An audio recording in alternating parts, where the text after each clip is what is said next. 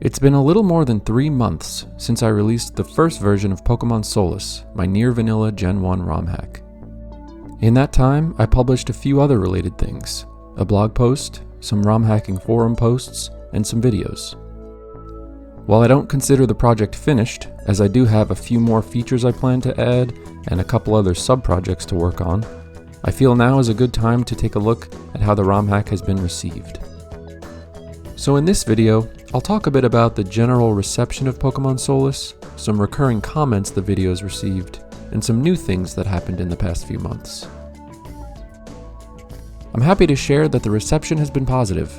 Using YouTube's like to dislike ratio as a metric, the 2 videos I released, a video essay and a trailer, have a ratio of 97% and 98% respectively, which is an average of a 97.5% positive rating. I'm pretty happy with that. But there are also factors like view count, comments, testimonials, downloads, and so on. So let's quickly take a look at some stats. As of right now, the joint total view count for both videos is around 50,000, and the total amount of comments is close to 400. To me, this is very surprising. I didn't expect that much attention at all. I was a little shocked to learn that the initial video essay received roughly double the amount of views that the trailer received.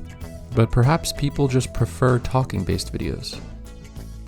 And while it's not a perfectly accurate metric, the amount of downloads on the Romhack Plaza page is around 500. If we assume that half that many people downloaded the patch files from GitHub, and the same amount are more technically inclined and built the ROMs from the source code, then that's around 1,000 total players. I don't have much to compare to, but that's very exciting to me.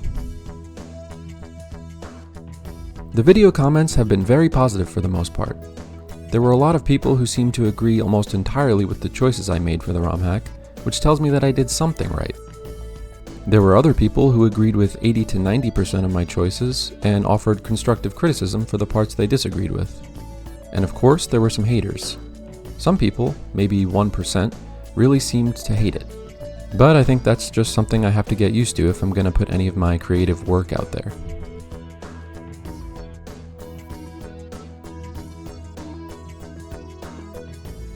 Overall, the most common sentiment seemed to be something like, "I was looking for something exactly like this," which makes me quite happy. As you might know from reading other things I've written about this project or watching the other video essay, my motivation was to create something that solved some small issues while still keeping the game very close to vanilla. So if I was able to create something that other people were also wishing for, I feel like I've done something good. By the way, it seems like my personal favorite Mew sprite is not too popular among viewers. Yeah, I don't know. Sorry about that. But don't worry, because I do plan to add config options for changing the sprite set used in-game. There was something else very cool that happened in these past few months. A fan of the ROM hack who speaks French took it upon himself to create a French patch for Solus. That news was amazing to me when I learned of it. I just thought it was so cool that someone was willing to do that work for a ROM hack that I developed. And if that wasn't enough, he also played through the ROM hack using his French patch and even completed the Pokédex. Here's the completion diploma he sent in my Discord server, after 53 hours in-game. If you're interested, you should check out the repository for the French patch. I'll leave a link to it in the description. In addition to those positive comments I mentioned earlier, I also received quite a lot of requests for additional features, config options, and even separate ROM hacks. Without a doubt, the most common inquiry was, "Will you do a Solus Yellow?" And to be honest, I was surprised by the amount of people who were interested in such a thing. For me, my preference was always red and blue over yellow, and I thought it made the most sense as the base for a purist's enhancement rendition of the game. But it turns out that a lot of people prefer yellow version. And in retrospect, I guess I should have known. Second to this was the request to work on a Gen 2 ROM hack applying the Solus philosophy.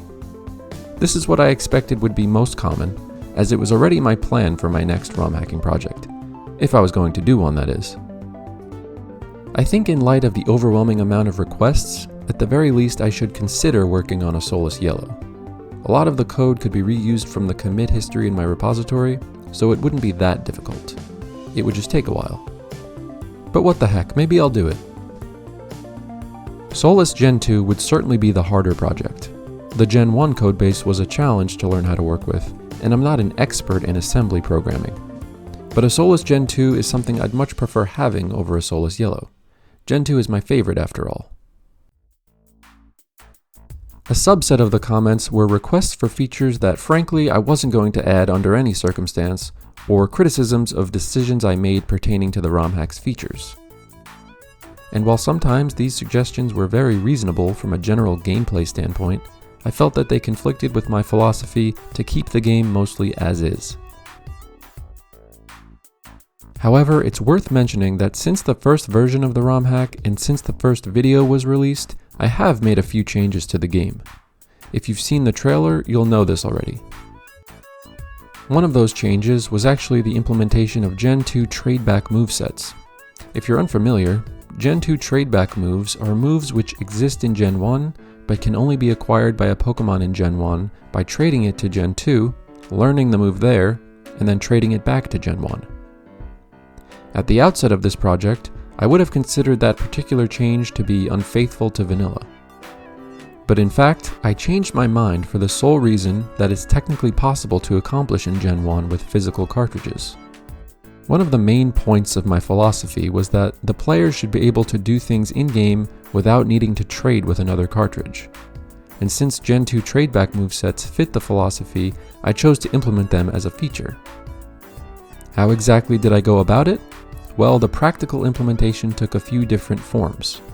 Updated learn sets, some new TMs, and a new NPC or two to distribute those TMs. A few other features which fit into the philosophy have also been implemented since the first version. They are as follows. Partially forward patched learn sets via Yellow and Gen 2, 4 new TMs for Gen 1 moves that did not have TMs but are required for the updated learn sets, a new NPC, Bill's father, who sells the TM for Flamethrower in Fuchsia City, a new clerk in Celadon Department Store who sells the 3 Elemental Punch TMs, an in-battle experience bar, an in-battle already caught indicator, updated type effectiveness, Ghost is now super effective against Psychic, as was intended, updated move typings for Karate Chop, Gust, and Sand Attack to match Gen 2, and updated sprite for Blaine, the Self-President sprite like in Yellow version. If you're curious to read about these changes in more detail, check out the feature log, which I'll link in the description. I'm very happy with how the project went and with the feedback I've received. Sometimes I had some very nice interactions with people in the comments section, and this helped me to further develop ideas for future features. I think working on this project gave me a nice taste of how it might feel to work on a proper game development project long term. I was constantly fine-tuning my work, as I like to do, and adding new things until it felt complete. And when it was finished, I was able to write about it and even make some videos to share. The positive feedback, and even the negative feedback I'd say, is a good thing for me. It's fulfilling to share my projects with other people, especially those who are interested in the topic. Their input is valuable, and I enjoy hearing stories from people who have had a positive experience with something I've created. I'm excited to continue working on Solus, and to work on other game development projects in the near future. Thank you very much for watching this video. Please let me know in the comments what you'd like to see next. I'd appreciate it. And as always, any feedback is welcome.